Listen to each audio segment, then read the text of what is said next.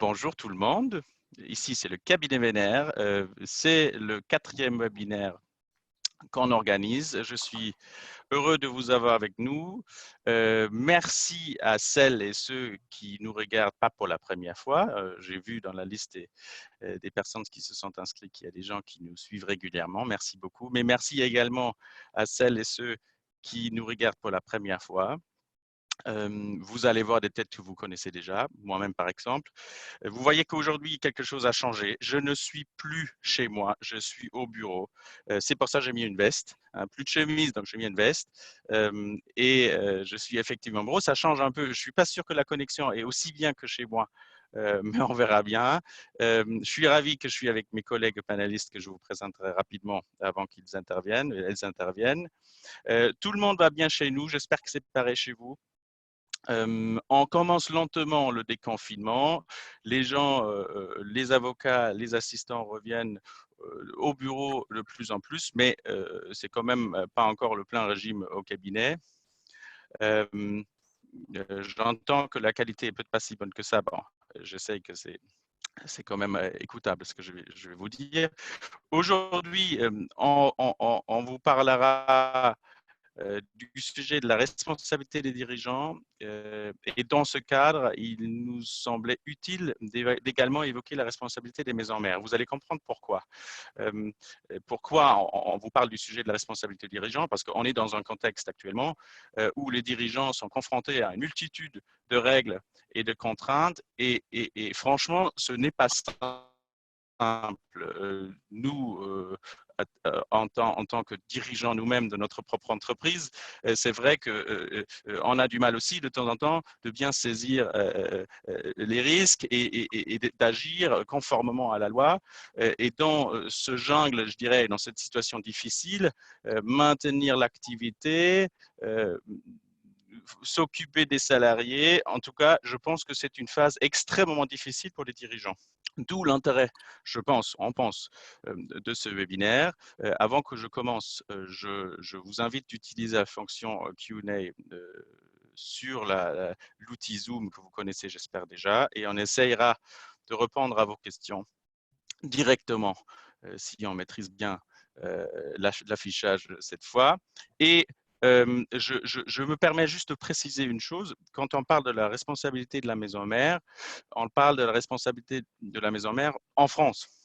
Donc, on n'abordera pas les cas de figure où une maison mère en France détient des filiales à l'étranger. Par contre, si, et je sais qu'il y a quelques-uns parmi vous qui détiennent des filiales à l'étranger. Si vous avez des questions sur une juridiction particulière, n'hésitez pas à revenir vers nous pour qu'on puisse voir avec nos confrères à l'étranger via notre réseau Pangea si on peut vous aider à clarifier des choses. Alors maintenant, assez de blabla, allons vers le concret.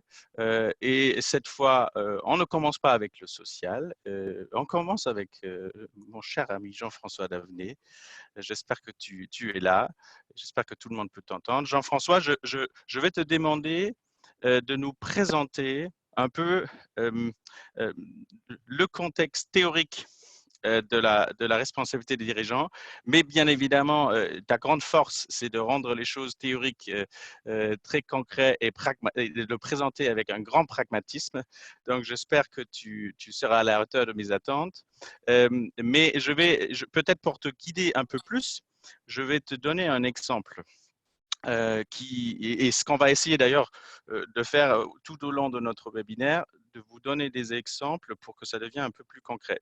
De temps en temps, ça manque peut-être un peu de profondeur pour certains parmi vous qui connaissent déjà très bien la matière, mais il fallait qu'on trouve un compromis. Donc, si vous avez des questions qui vont au-delà de ce qu'on aborde, dites-le nous ensuite et on reviendra vers vous avec plus de détails. Donc, Jean-François, mon cas que je vais te présenter, c'est un dirigeant qui, tout au début de la crise, a compris que c'est une situation grave, a compris qu'il faut protéger ses salariés et a pris immédiatement, avec les premières, avant même peut-être le confinement annoncé par le gouvernement, a décidé de fermer son usine, imaginons que c'est une usine de production, de renvoyer tout le monde chez eux pour que les gens soient tranquilles. Il ne savait pas combien de temps ça durera, mais il a pris cette initiative. Et imaginons que pendant la phase du confinement, il s'est rendu compte que, oulala, les chiffres, ça ne redémarre vraiment pas, les clients, ils vont aller ailleurs. Est-ce que j'ai fait peut-être une faute de fermer mon usine si tôt? Est-ce que j'aurais dû attendre? Et il n'attend qu'une chose, c'est de pouvoir redémarrer. Et il redémarre sans peut-être vraiment pouvoir respecter toutes les règles du déconfinement, hygiène, de sécurité, etc. Je pense que c'est un cas pratique qu'on rencontre régulièrement.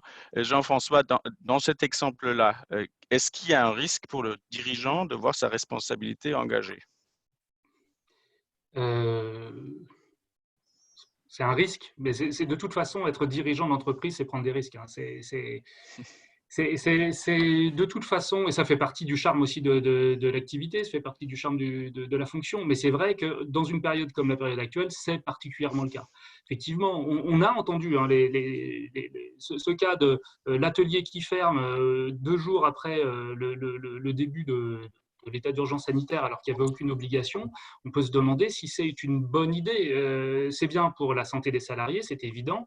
Mais si lors du déconfinement, on reçoit les salariés en disant écoutez, je suis très content que vous soyez tous en forme, mais la mauvaise nouvelle, c'est que je vais devoir licencier un tiers d'entre vous parce qu'entre-temps, on a perdu nos principaux clients. Bon, est-ce que c'était la chose à faire? On peut avoir d'autres cas. On peut avoir le cas du chef d'entreprise qui met ses salariés au chômage partiel parce qu'il pense que c'est bon, et puis finalement, il se rend compte qu'il s'est peut-être un peu précipité, et puis il y a plus d'activités que prévu, il les fait travailler quand même. Bon, responsabilité ou pas? Il peut y avoir, lors de la période de déconfinement, de la reprise d'activité, des reprises d'activité qui ne se font pas dans les conditions voulues en termes sanitaires. On peut demander à des salariés de revenir. On insiste pour qu'ils reviennent parce qu'ils sont nécessaires à la production, c'est des salariés de valeur, mais ils sont fragiles, ils tombent malades, voire ils C'est plein de décèdent. questions là, plein de questions, Ouais, Jean-François. Je veux des réponses, des réponses. j'y arrive. J'y arrive. En fait, on a le premier point, je pense que ce qui fait peur à tout le monde, c'est la responsabilité pénale.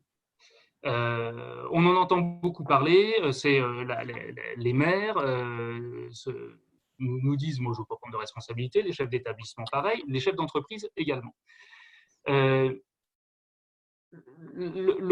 en matière pénale, le risque, quel est-il? Ce n'est pas tellement l'homicide involontaire ou les blessures involontaires. Le cas qui nous concernerait plus, ce serait plutôt la mise en danger de la vie d'autrui. La mise en danger de la vie d'autrui, c'est le fait d'exposer directement autrui à un risque immédiat de mort ou de blessure de nature à entraîner une mutilation ou une infirmité permanente par la violation manifestement délibérée d'une obligation particulière de prudence ou de sécurité imposée par la loi ou le règlement. Bon, quand même une définition assez stricte, et toujours pareil, les infractions pénales s'analysent toujours strictement. Donc, dans notre cas, dans les cas auxquels on peut être confronté, est-ce qu'il y a un risque réel de voir, en tant que chef d'entreprise, notre responsabilité être engagée au titre de la mise en danger de la vie d'autrui? Sachant que la Cour de cassation a précisé encore récemment, un arrêt de 2019 dans le cadre d'une affaire où des salariés avaient été exposés à des substances cancérigènes, que les obligations de prudence et de sécurité qui doivent être violées doivent être objectives, immédiatement perceptibles et clairement applicables, sans faculté d'appréciation. Donc, encore une fois, la Cour de cassation nous dit attendez, ce n'est pas dans n'importe quel cas. Ici, on a cette histoire de Covid. Un protocole national de déconfinement a été émis par le gouvernement. Des fiches métiers ont été également diffusées. Nous avons été maintes et maintes fois alertés. Je pense franchement qu'il s'agit d'un règlement, et le fait de ne pas respecter les prescriptions du protocole et des fiches métiers pourrait constituer une faute de notre part. Mais Jean-François, j'ai vu qu'il y avait une espèce de discussion entre les Sénats et le gouvernement parce que je pense qu'il y avait une pression de la part des associations des employeurs qui voulaient alléger un peu le risque pour les dirigeants dans cette phase. Et qu'en est-il? Est-ce que le gouvernement a confirmé que ouais, finalement, rien ne change, hein, rien ne change, c'est une phase difficile, mais dirigeants, prenez vos responsabilités. vous ne seriez pas sauvé par nous-mêmes. Enfin, qu'en est-il? Oui, effectivement, c'est une difficulté qui naît du fait que la mise en danger de la vie d'autrui, c'est un délit qui ne nécessite pas, de façon assez exceptionnelle par rapport aux autres crimes et délits, qui ne nécessite pas d'éléments intentionnels. On dit, en cas d'imprudence, de négligence ou de mise en danger délibérée de la vie d'autrui, ou de la personne d'autrui, même si ce n'était pas intentionnellement, ben, votre responsabilité peut être engagée. Donc, effectivement, beaucoup d'employeurs sont venus dire, attendez, et de syndicats professionnels sont venus dire, attendez, là, vous nous mettez quand même dans une sacrée situation, il va falloir qu'on récupère nos salariés, vous nous dites que c'est une pandémie extrêmement grave, etc. Donc, il y a eu des débats et on a obtenu, enfin, il a été décidé dans le cadre de la loi de prorogation de la loi d'urgence, de l'état d'urgence sanitaire, une modification des dispositions pénales qui prévoit que je vous le cite, hein, les juges devront tenir compte des compétences, du pouvoir et des moyens dont disposait l'auteur des faits, donc le dirigeant d'entreprise, dans la situation de crise ayant justifié l'état d'urgence sanitaire, ainsi que de la nature de ses missions ou de ses fonctions. Et on précise bien, notamment en tant qu'employeur. Voilà, ça aide, c'est un peu entre les deux. En gros, ça nous dit, expressis verbis, ok, l'intentionnalité n'est toujours pas nécessaire, alors que c'est ce que certains auraient pu vouloir souhaiter. Mais Hmm. en revanche, les magistrats devront tenir Mais compte je, des circonstances très particulières. Bon, c'est je, un je, peu un je, recul. Je reviens à un exemple que j'avais trouvé la dernière fois avec Valérie quand on parlait des obligations de l'employeur et vis-à-vis les employés, et on parlait du problème des transports publics. Et je posais la question, est-ce que je suis responsable? Si je sais que le trajet est dangereux, je prends l'exemple de la ligne 13. Pour ceux qui sont à Paris, ils savent ce que ça veut dire de prendre la ligne 13. Si je sais que mon salarié doit prendre la ligne 13, je ne trouve pas ça complètement farfelu de dire je mets peut-être en danger sa vie. Alors, est-ce que sa vie, enfin, en tout cas, sa santé, est-ce que c'est délibéré, est-ce que c'est direct, mais est-ce que et je me souviens que Valérie nous disait, mais Valérie, tu peux le dire d'ailleurs parce que tu es une des panélistes comme d'habitude, mais tu m'avais dit à l'époque, non, non, c'est pas une obligation de l'employeur de s'occuper ou de soucier du trajet de travail. C'est hors de son champ de responsabilité. Or, en matière pénale, Jean-François, peut-être ça peut rentrer dedans. Pour moi, dans la mesure où le protocole national nous dit il faut privilégier le télétravail, il faut privilégier le télétravail, on nous le dit, on nous le répète. Si on impose, ou en tout cas on motive très fortement les salariés à revenir travailler alors qu'ils auraient pu être en télétravail, on pourrait dire, Mm. mais vous avez manqué vous avez violé le règlement tel qu'il était édicté. Après, toute la question sera pour le salarié en question de pouvoir prouver qu'il a attrapé la maladie en prenant le métro, etc., etc. On retombe toujours sur ce problème de lien de causalité. Mais donc, un conseil précis pour toi, ça serait de dire si vous avez la possibilité, même si c'est quand même, comme tu le dis, faut quand même, la responsabilité pénale, ça vient pas de nulle part. Il y a quand même, c'est pas évident de tomber là-dedans, mais pour éviter tout risque, laissez vraiment vos employés à la maison dans la mesure du possible. Pour moi, il faut respecter les termes du protocole. Il faut respecter les termes du protocole, il faut respecter les fiches métiers. Ça ne veut pas dire que ça exclura toute responsabilité. En revanche, le fait de ne pas les respecter, à mon avis, ça peut être un gros indice de mise en jeu de responsabilité. Une fois qu'on a respecté ça, qu'on peut démontrer, en fait, toujours pareil, documenter ce qu'on fait, documenter, pouvoir prouver qu'on a pris les mesures, qu'on a un marquage au sol, qu'on a Oui. du gel, qu'on a des masques, qu'on a une distanciation sociale, etc., etc. Après, le respect effectif par les salariés de toutes ces règles, ce sera évidemment très compliqué. Le chef d'entreprise, là aussi, normalement, est supposé être responsable. Mais au moins, documenter qu'on a fait le nécessaire. Euh, Question à laquelle tu n'es pas préparé, je pense, mais qui m'intéresse. Un dirigeant qui se retrouve dans un bâtiment d'administration avec un groupe qui a plusieurs sites, il a peut-être intérêt de revérifier, je pense que je l'ai déjà dit dans d'autres webinaires, les délégations de pouvoir ou de mettre en place des délégations de pouvoir pour se débarrasser un peu de cette responsabilité pénale-là. Oui, oui. Oui, oui, oui. Il faut absolument, même s'il n'est pas présent partout, il sera présumé être présent partout et omniscient.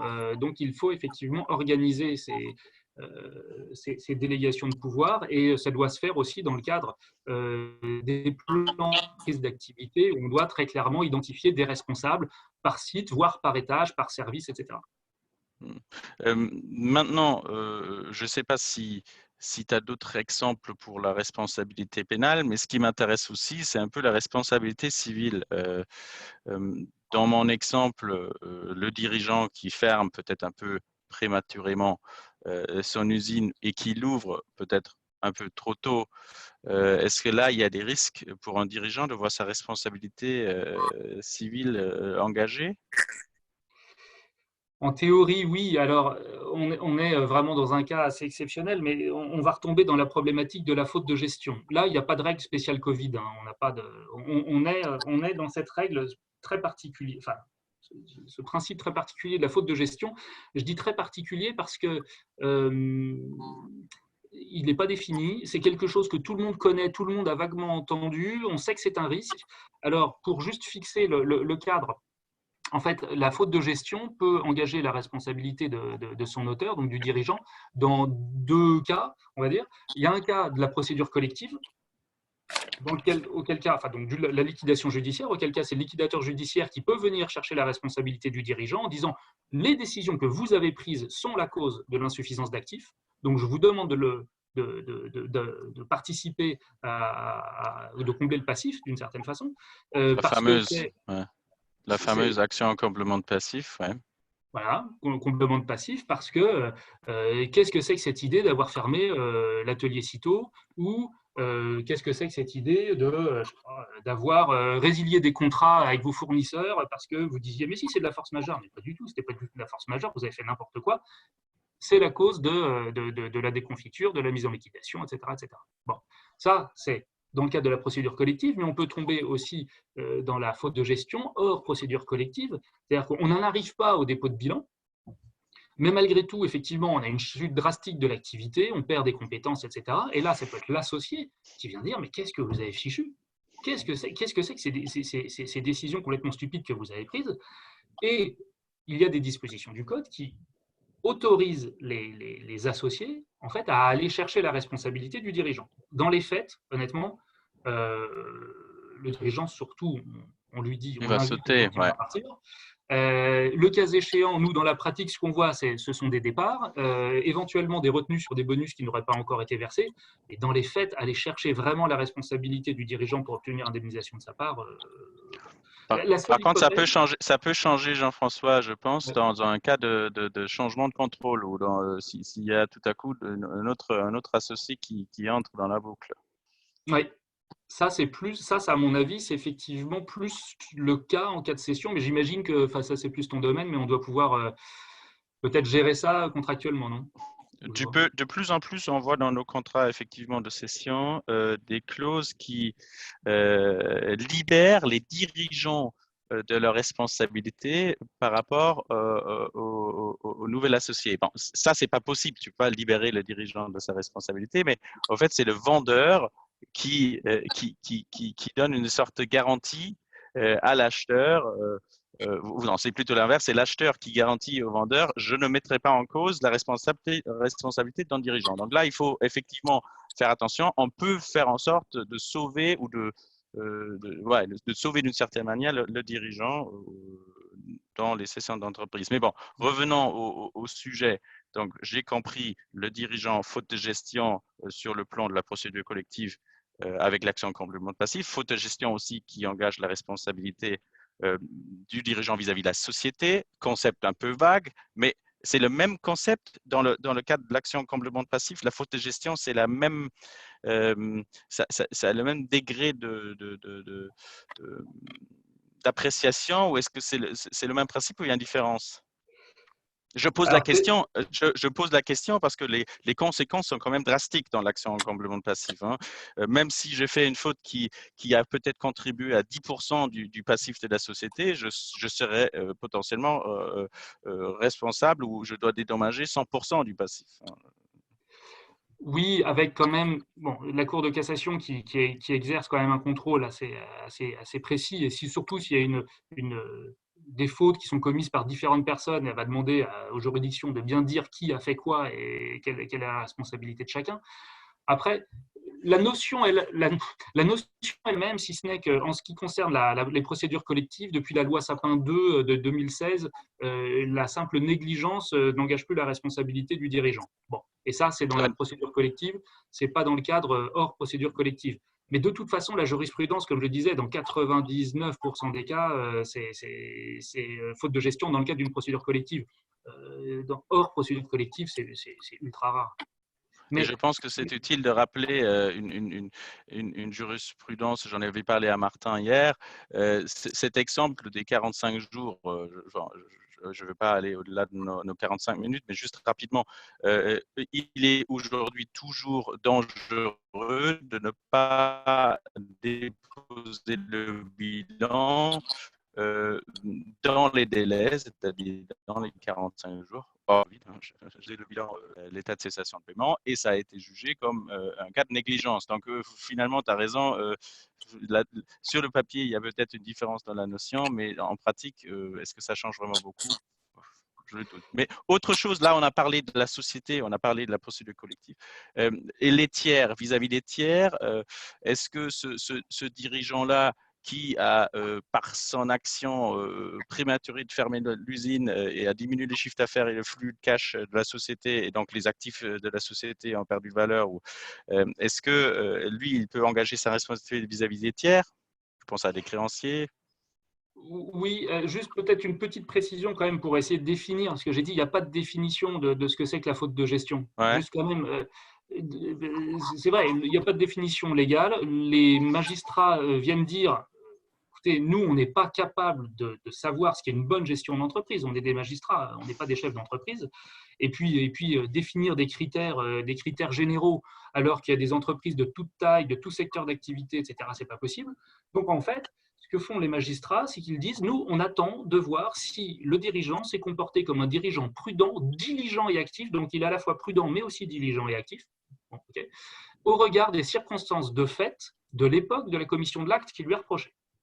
Donc, c'est vraiment de la casuistique, c'est du cas par cas complet, et franchement, bon courage aujourd'hui aux dirigeants d'entreprise. Moi, j'ai été contacté il y a quelques semaines par un client qui nous dit certains de nos clients nous demandent des délais de paiement. Est-ce qu'on peut leur octroyer ou pas ces délais de paiement? C'est ce que j'ai dit tout à l'heure. Nous, moi, j'ai envie ils me disent qu'ils sont à court de trésorerie. J'ai envie de laisser courir et de continuer à les livrer, même s'ils ne payent pas, parce qu'autrement, c'est les clients historiques, c'est les clients importants, ils sont solvables, je leur fais confiance, il faut continuer. Bon. Et alors on saura après si c'était une bonne décision ou pas. Et alors, est-ce qu'on pourra lui reprocher d'avoir fait une faute de gestion? En théorie, oui. Si effectivement le client plante et laisse une ardoise énorme, on va dire, mais pourquoi tu as fait ça? Donc en fait, c'est vraiment ultra compliqué, parce que tout va être question de circonstances. Moi, la seule chose que je peux dire avant de répondre à ta question sur les recours des tiers, c'est les magistrats vont analyser la situation de façon pragmatique, en essayant de comprendre quelle était la situation de l'entreprise dans son contexte. Donc, moi, mes recommandations, ce serait quoi? Ce serait de dire, essayez de ne pas prendre de décisions trop hâtives et surtout trop solitaires. Discutez-en au sein de l'entreprise.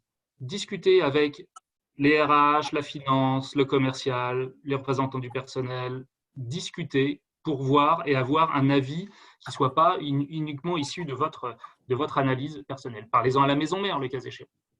Consultez des conseils extérieurs. Ça peut être vos avocats, ça peut être vos experts comptables, ça peut être la chambre de commerce, ça peut même être des concurrents si vous entendez correctement avec eux. C'est dire, mais vous, comment vous réagissez à ça?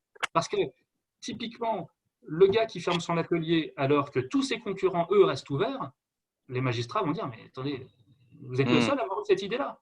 Donc, consultez, regardez et surtout documentez ce que vous faites. Documentez ce que vous faites, parce que c'est bien beau de dire aux magistrats, il faudra tenir compte de la situation de 2020 quand ils vont juger l'affaire en 2022. Il y aura toujours le regard qui sera a posteriori, qui sera biaisé. Donc, documentez tout ce que vous faites. Justifiez pourquoi vous avez pris ces décisions. Justifiez que vous avez parlé avec telle ou telle personne, que vous avez consulté telle ou telle personne, et que pour toutes les décisions un petit peu lourdes, potentiellement lourdes de conséquences, expliquez pourquoi vous les avez faites. Faites-vous un mémo, gardez des notes, gardez un petit dossier. Ce sera toujours important. Voilà. Pour en revenir à ton histoire de tiers, oui, en théorie, la faute de gestion aussi peut être invoquée par des tiers. On peut avoir, par exemple, on pourrait imaginer, dans mon hypothèse, enfin dans ton hypothèse, l'atelier ferme, il y a des licenciements, les salariés a posteriori viennent dire « Mais monsieur machin, c'est de votre faute, qu'est-ce que vous avez pris comme décision stupide? J'engage votre responsabilité personnelle. » Néanmoins, la jurisprudence a dit « Attendez, pour que des tiers viennent invoquer la faute de gestion, il faut qu'il y ait une faute détachable des fonctions du dirigeant. C'est-à-dire qu'il faut qu'on en arrive à quasiment presque une volonté de nuire. La Cour de cassation dit une faute d'une particulière gravité incompatible avec l'exercice normal des fonctions sociales. Donc bon, ça me semble quand même… Mais dans notre cas, ça peut être quoi concrètement? Parce que j'ai du mal à faire la différence là, entre la faute de gestion et cette faute détachable. C'est où? Dans notre exemple, donc le dirigeant qui ferme l'usine, quel serait, toi tu as toujours une imagination très créative, ça pourrait être quoi? Ça pourrait être, alors là c'est un peu tordu, hein, mais bon, de toute façon ce sont des cas tordus, ça pourrait être le gars qui ferme son atelier et qui dirige ses clients vers une autre société qu'il a créée, ou que sa femme détient, ou quelque chose comme ça. Et donc en fait, fort malencontreusement, effectivement, il y a une dérivation de clientèle et de chiffre d'affaires vers une autre société. Là, on n'est plus dans… Enfin, c'est de l'intention de nuire, c'est une faute caractérisée qui pourrait générer la mise en jeu de la responsabilité, par exemple. D'ailleurs, même en dehors de la crise, d'ailleurs, dans un tel cas. Ah oui, oui, bien sûr. Ouais. Je vais, merci Jean, je pense que ça nous a donné une bonne idée du cadre théorique. Je veux encore évoquer peut-être deux cas pratiques avec lesquels on est confronté et qui relèvent plutôt du domaine du droit de société. Donc, Karina Grigorian. Karina, tu es avec nous aujourd'hui, panéliste. Je suis content de te voir au bureau. Karina, j'ai fait un exemple avec Jean-François. Voilà, on a fermé l'usine prématurément. Est-ce que c'est un risque? Aujourd'hui, on est en pleine phase d'approbation des comptes. Je suis une société qui a subi le choc de la crise Covid et je ne suis pas au bout de la crise. Je ne sais pas comment la conjoncture se développera dans l'avenir, si les clients vont payer, etc.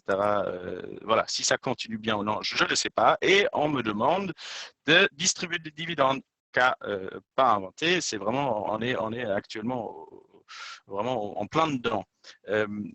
Et je me souviens la dernière fois, on avait parlé de la restriction pour les grandes entreprises qui ont bénéficié d'aides publiques de ne pas distribuer de dividendes. Mais même une petite entreprise ou un dirigeant d'une petite entreprise qui décide de verser ou de distribuer des dividendes, est-ce qu'il se met en risque? Est-ce qu'il, sur la base que Jean-François nous a présenté, selon toi? Oui, bonjour à tous. Oui, alors on a tous entendu parler de ces restrictions et interdictions pour les grandes entreprises, mais il ne faut pas oublier qu'on est dans tout un contexte frileux où toutes les entreprises en réalité sont incitées à la prudence. Et on peut imaginer que les juridictions seraient plus sévères pour cette période donnée. Et donc, il n'y a pas de loi particulière pour les PME, mais bien une volonté du gouvernement de diminuer considérablement les versements de dividendes dans cette période. Et du coup, alors le dirigeant qui, lui, est celui qui propose le versement de dividendes peut commettre une faute de gestion s'il s'avère que finalement c'était une décision inappropriée et a fortiori si la société fait faillite. Et oui, par ailleurs… Ouais. Donc, ça dépend de la situation de la société aujourd'hui. Si je suis dans une situation déjà un peu difficile, même si j'ai le droit de le faire, ça peut engager ma responsabilité en tant que dirigeant. Mais si j'ai une pression de la part du groupe disant non, non, mais tu vas le faire là, vas-y, comment je peux me défendre entre guillemets en tant que dirigeant? Alors, dans certains cas particuliers, on peut relever aussi la faute de la maison mère. Donc, Ah, la responsabilité peut retomber sur la maison mère, mais c'est des cas plus particuliers.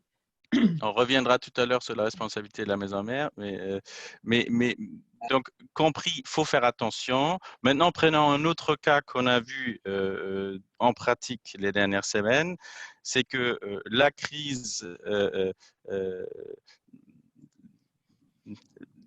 révèle finalement les problèmes qui ont été là dans l'entreprise depuis longtemps. On voit qu'une activité, je prends l'exemple d'une société qui a peut-être deux activités, une activité marche très bien, une autre activité n'a jamais marché très, très bien, mais bon, quand même, ça allait en général, on a réalisé des bénéfices. Aujourd'hui, dans la crise, l'activité qui marche mal tire vers le bas mon activité qui va bien, et le groupe dit il faut qu'on prenne des mesures de restructuration. Restructuration, ça peut être une restructuration interne ou externe. Dans mon exemple que je vais te présenter, c'est l'idée de céder l'activité qui va bien à une autre société du groupe. Donc, c'est vrai qu'on est pas mal contacté en ce moment par des clients qui veulent justement organiser une restructuration de leurs activités dans le cadre de cette crise. Et alors, mes recommandations, elles sont en fait celles que l'on fait habituellement, mais peut-être encore plus dans cette période. C'est d'abord d'agir dans l'intérêt social de la société. Donc, le dirigeant, alors qu'est-ce que c'est l'intérêt social? C'est le sens, en fait, que la société a. Donc, pour atteindre l'objectif de la société qui est de faire des profits, qu'est-ce qu'il faut faire? Et donc, le dirigeant doit se poser la question de savoir si c'était son entreprise, est-ce qu'il prendrait cette décision? ouais, j'ouvre une parenthèse. Je me souviens d'un cours que j'avais pris chez un fiscaliste. En fait, c'était quelqu'un qui travaille pour l'administration fiscale. Et lui, il disait toujours, une société qui, pendant plus de 3 ans, fait des déficits, fait des pertes, et on va la contrôler parce que c'est bizarre. C'est pas une société qui accepte de faire des pertes pendant des années. Il y a un truc bizarre qui se passe. Soit le dirigeant est nul, soit il y a un problème de prix de transfert, etc. Donc, le principe qu'une société commerciale doit réaliser des bénéfices, enfin, c'est son sens d'existence, ça sert comme base de réflexion avant d'entreprendre une mesure de restructuration ou d'une cession. Donc, dans mon cas, qu'est-ce que je peux faire en tant que dirigeant pour me protéger d'un risque? Encore une fois, je cède quand même l'activité qui est celle qui peut me sécuriser des marges dans l'avenir.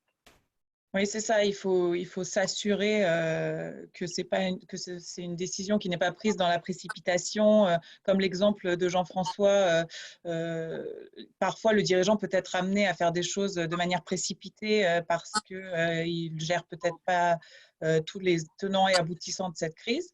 Et alors, comment faire? Une autre recommandation, c'est évidemment que le prix que l'acquéreur paiera pour ce fonds de commerce en fait, qui est profitable, soit un prix qui corresponde à la valeur de marché. Et là, alors c'est toujours mieux d'avoir un tiers qui fixe ce prix pour essayer de justement pas dégager de sa responsabilité, mais de s'assurer qu'on va dans le droit chemin. Qui confirme au moins le prix qui a été fixé par le groupe. Et aussi, j'imagine, quand tu dis il faut regarder l'avenir, est-ce que la société reste profitable? Est-ce que le prix qui est encaissé par le vendeur suffit pour restructurer ma société pour qu'elle redevienne profitable? Et si la réponse à cette question est non, je pense que c'est une évidence que ça met leurs dirigeants en risque. S'il prend une telle décision. Bien sûr. Maintenant, prenons peut-être le cas inverse, ou plutôt je viens de penser à une chose. Imaginons que le dirigeant dit non, non, non, je ne veux pas céder, etc. Et le groupe le pousse, ou plutôt se pose la question de la dirigeance de fait de la maison mère, ou on va peut-être l'aborder un peu plus tard. Alors, bon, je peux en parler. En fait, c'est vrai qu'on parle de la responsabilité du dirigeant dans ces cas de cession d'actifs, etc.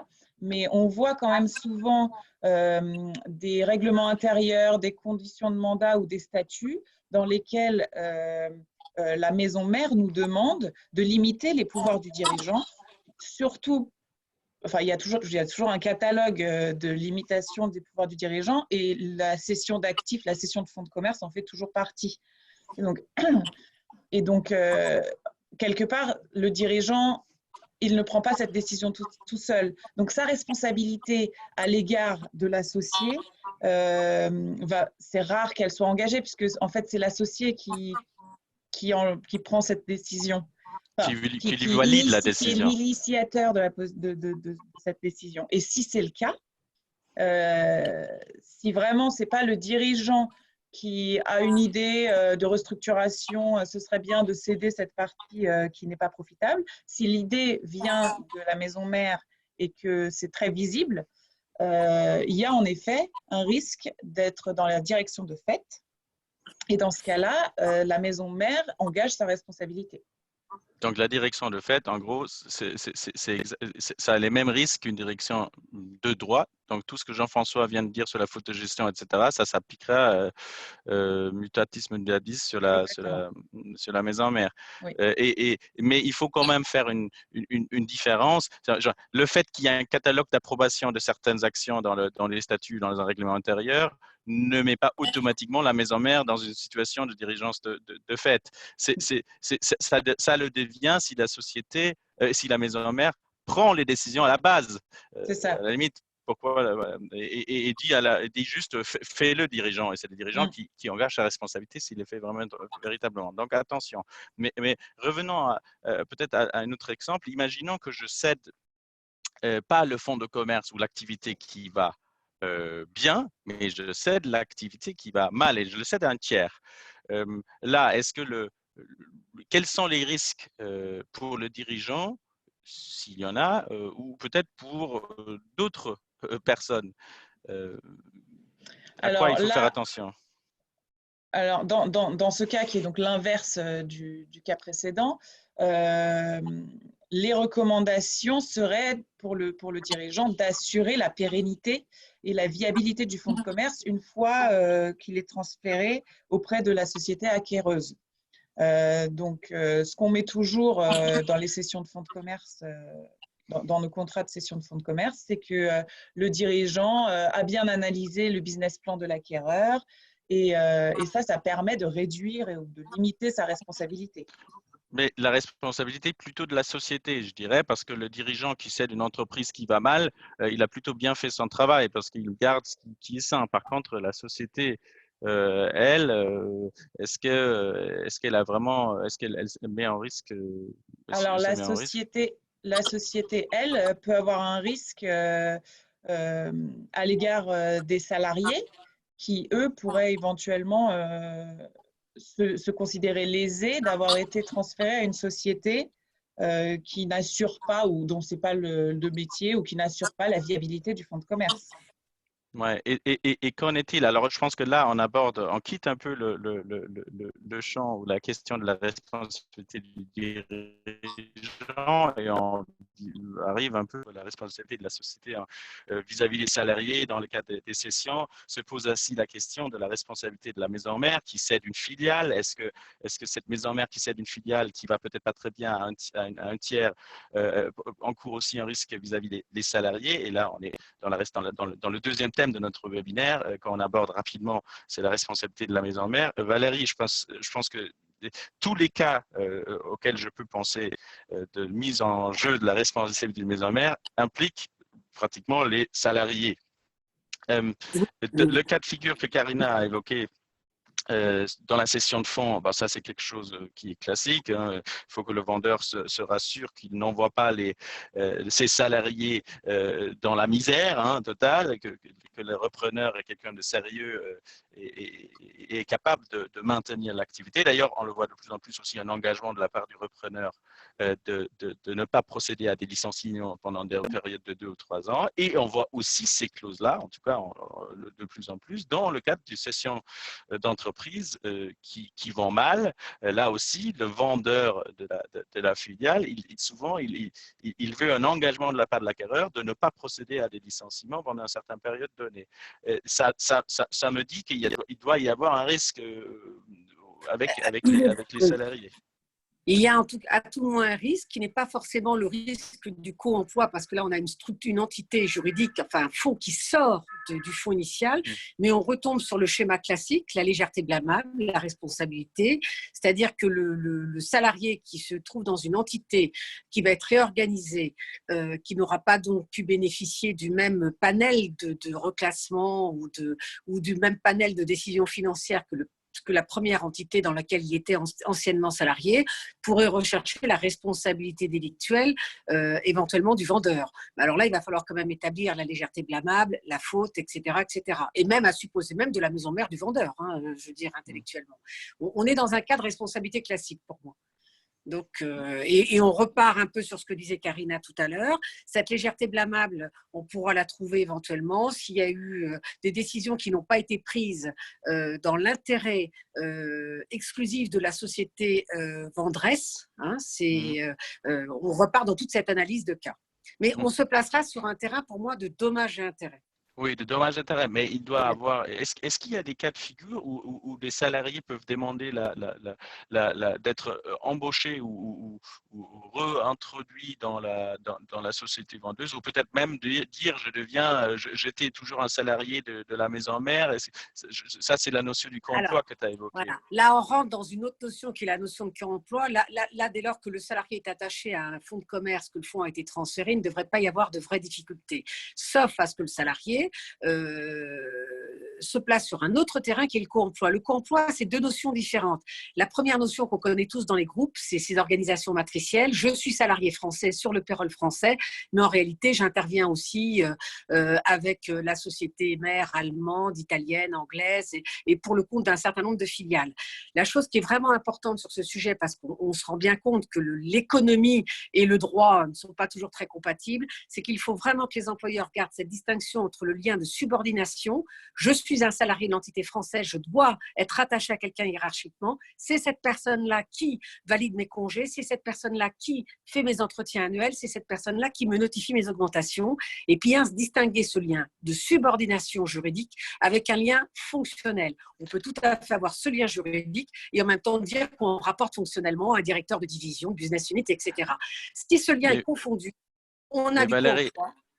Valérie, le principe du co-emploi est donc quelque chose qui n'est pas forcément uniquement un problème, entre guillemets, dans le cadre d'une cession d'une filiale à autre chose. Ça peut exister aussi dans une structure qui reste pareille. Ça existe dans une structure et de retour d'expérience, c'était des cas qui étaient relativement rares dans cette reconnaissance individuelle d'un lien de subordination.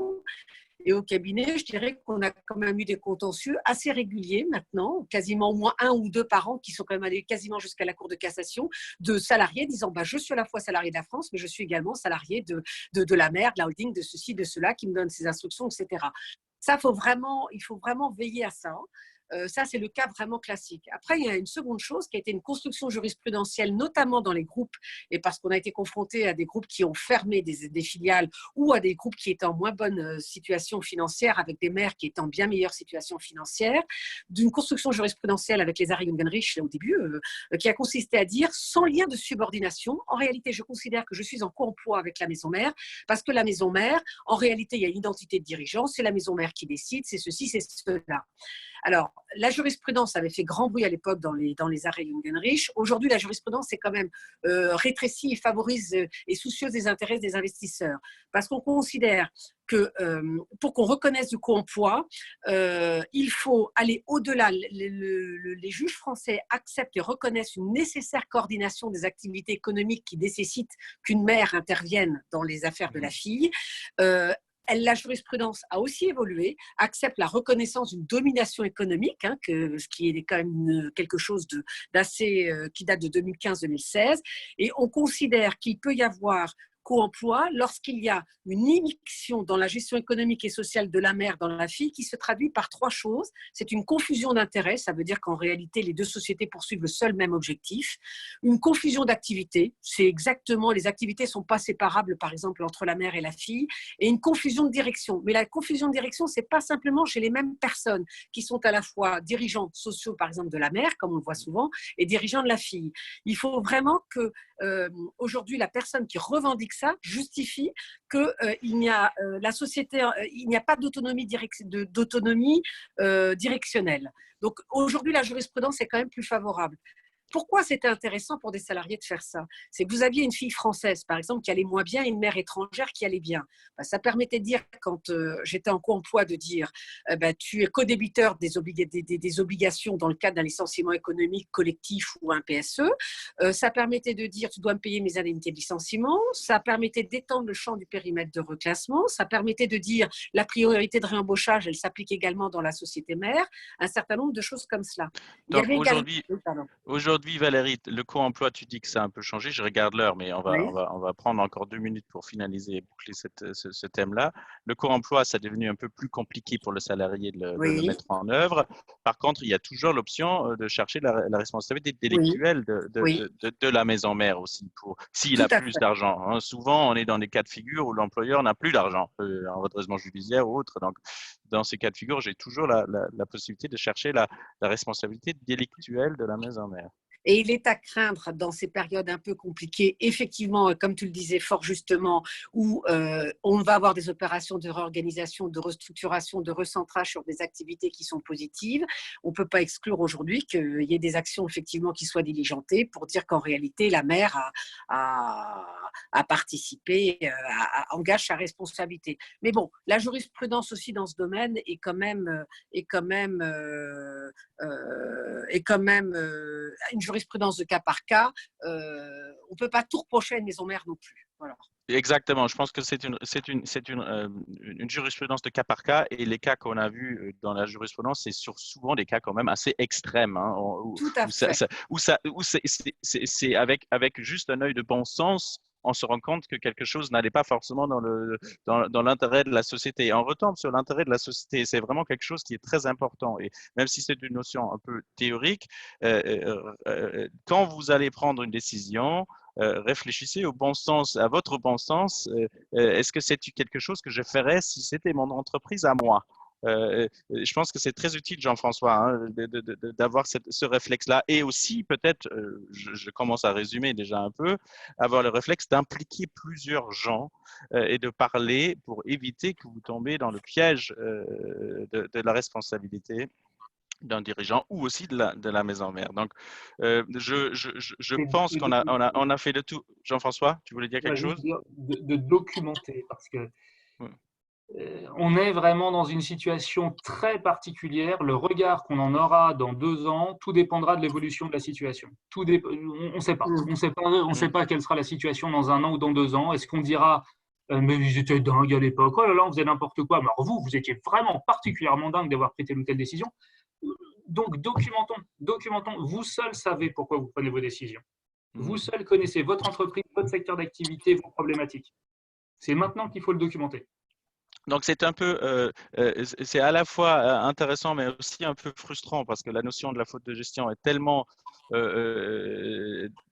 l'interprétation est tellement discrétionnaire par les juges et dépend tellement de la situation individuelle de chaque société qu'on a du mal à donner des conseils concrets. Mais on l'a essayé quand même tout au long de ce webinaire de le faire.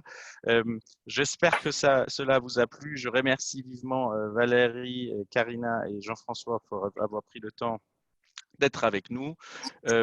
J'espère que vous allez bientôt vivre une vie normale. Ça fait déjà du bien de pouvoir sortir.